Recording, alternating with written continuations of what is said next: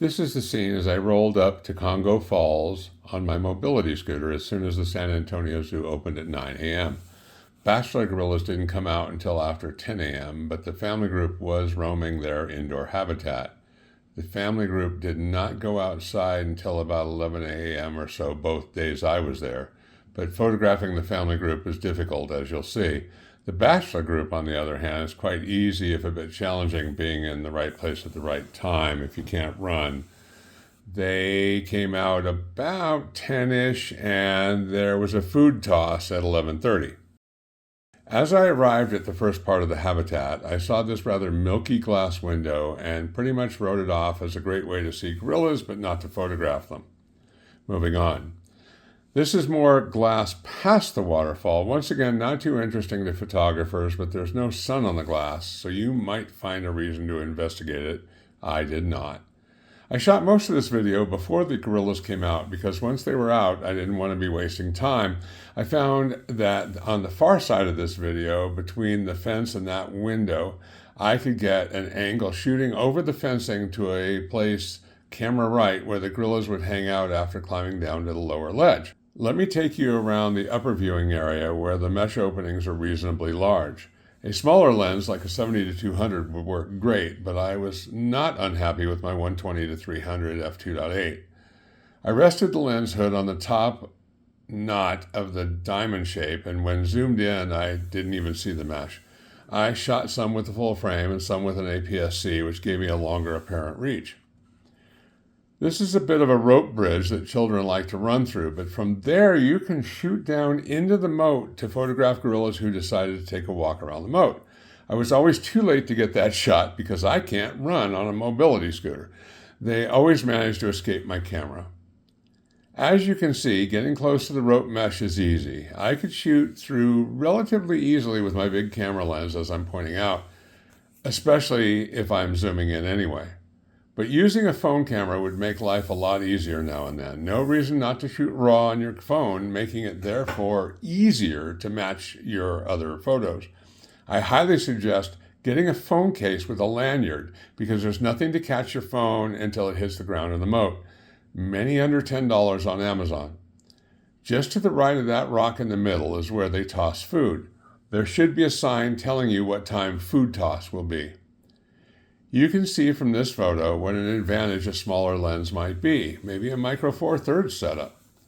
Here's where they put some food in the back early in the day, and the boys would go back to get some, come out and eat it, and then do it again a few minutes later. I rolled on down to where the restrooms and bottle filling station are. This is the biggest window out to the family group's outdoor area. Again, not worth even trying in my opinion. Not one of my photos from there was sharp enough to show anyone.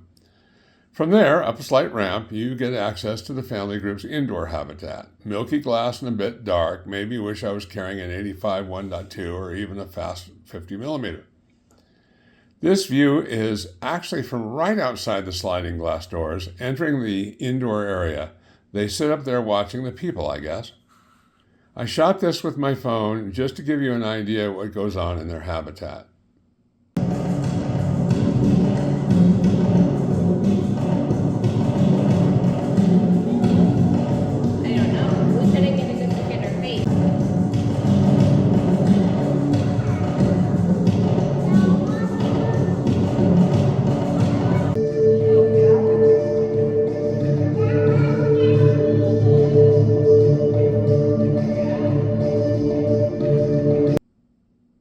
Now for a little outdoor footage of the bachelors. No fencing in the way for this shot.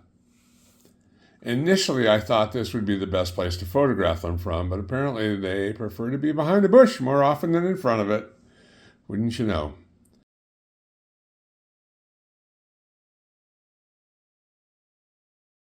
This is a case of wishful thinking, I imagine. The girls are on the other side of the wall that's on the other side of the fencing he's looking through. He really wants those girls. As for the rest of the zoo, I saw a sleeping sloth bear, no black bears, and no spotted hyenas, and the sloth bear had his back to us. But the habitats are photography friendly. It was around noon when I went by, so maybe that's it. Unfortunately, the Komodo dragon can only be seen through glass when it's out. I didn't see it. Not a photographer's paradise. Same deal with the gibbons. The cotton-topped tamarin exhibit is pretty nice, for them. You really can't get close to the fencing, but with a long enough and fast enough lens, they're on the far side, so there's times in the day when you might get some decent shots. These are Sitatunga, a new species for me. I'm always happy to get a new one. Apparently, Sitatunga means something about diver. They dive into the forest. The birdhouse is all glass and undergoing renovations at the moment. I would not count on sharp photos here. I was going to skip amphibia and the butterfly house because a 120 to 300mm lens just isn't the right gear. I suggest a fast macro lens for these exhibits. I wasn't going to visit them, but there was a sign that said that chupacabra was that way, and I just had to see what the deal was. I'll let you see it for yourself. If you don't know what a chupacabra is, look it up. Chupacabra. The Arabian oryx were easily photographed, but a good distance away.